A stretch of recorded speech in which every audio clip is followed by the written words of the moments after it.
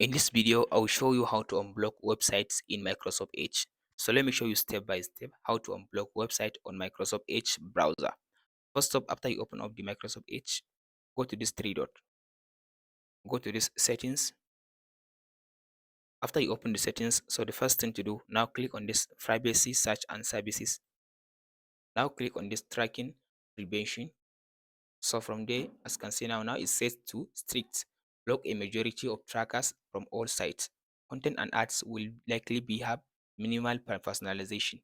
So all you have to do now, choose this one, balance recommended. So choose this one. So the next thing to do now, click on this new tab and go to settings again. So go to settings. So from this option now, go to this again, privacy search and services. So under this option now, click on this sites.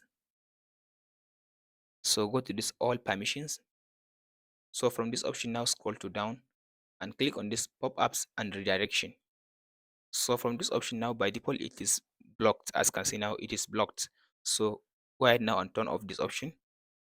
After you turn off this option now, the next thing to do now, close the Microsoft Edge browser and open the browser again. After you open the browser now, the last step now, click on this extension section. So if you have any existing extension that is blocking the website, so just open the extension. For me, I have extension. So after you open the extension like this, click on this settings. So from there, as you can see now, I have blocked, as you can see now, youtube.com from my browser. So the next thing to do now, click on this delete button. So by deleting the site from the blocker, from there, it will allow you now to use all sites in your Microsoft Edge browser. That's it guys on how to unblock sites or websites on Microsoft Edge browser. Hope this video helps. Like and subscribe. Thanks for watching guys.